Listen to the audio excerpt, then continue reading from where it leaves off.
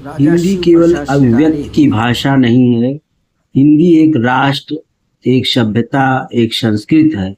हिंदी के विकास का अर्थ है एक मौलिक सभ्यता का विकास और राष्ट्र का विकास, संस्कृत का विकास।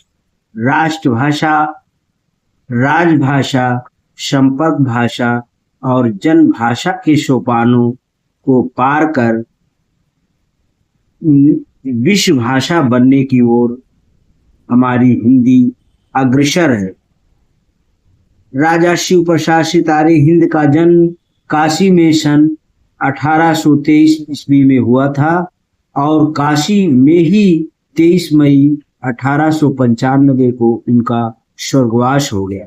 राजा साहब को हिंदी, उर्दू, अंग्रेजी, फारसी, बंगला और कई भाषाओं का ज्ञान था।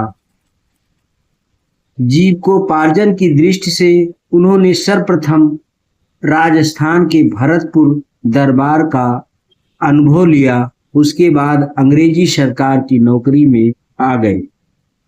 शिक्षा विभाग में इंस्पेक्टर के पद पर नियुक्त हुए। उन्हीं के दबाव से अंग्रेजों को सरकारी स्कूल में हिंदी को स्थान देना पड़ा। जनसाधारण के बीच देवनागरी के अक्षरों के प्रचार प्रसार के लिए काशी से उन्होंने बनारस अखबार निकाला। देवनागरी लिपि के प्रयोग के संदर्भ में हंटर कमीशन के समक्ष नागरी समर्थकों के हजारों हस्ताक्षर युक्त पत्र प्रस्तुत करके इस लिपि के प्रति अपनी पक्षधरता स्पष्ट की, क्योंकि हम जानते हैं कि हिंदी का जो लेखन है, जो लिपि है, वो देवनागरी है। अगर हम उनके साहित्यिक सृजन की बात करें तो मानो धर्मसार, भूगोल हस्तमालक, बामा मनोरंजन, आलसियों का कोड़ा, विद्यांकुर, राजा भोज का सपना, वर्णमाला,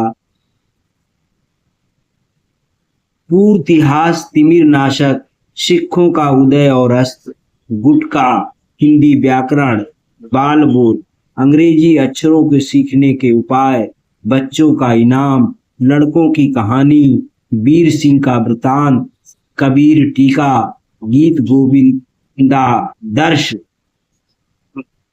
आदि पर उन्होंने अपनी लेखनी चलाई। हिंदी केवल अभिव्यक्ति की भाषा नहीं है। हिंदी एक राष्ट्र, एक सभ्यता, एक संस्कृत की भाषा है। हिंदी के विकास का अर्थ है एक मौलिक सभ्यता का विकास, एक राष्ट्र का विकास और संस्कृत का विकास। राजभाषा, राष्ट्रभाषा, संपर्क भाषा, जनभाषा आदि के बिना बनने की ओर यह आज भी अग्रसर है। अतः हम बड़े आदर के साथ ऐसे महान हिंदी के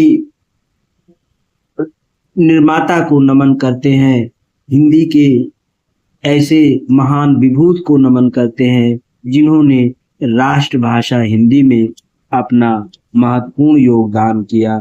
और आज हम जिस राष्ट्रभाषा, जिस राजभाषा के लिए जाने जाते हैं, वो हिंदी खड़ी बोली के प्रथम उन्नायक के रूप में हमारे सामने आते हैं। ऐसे महान विद्वान को हम नमन करते हैं।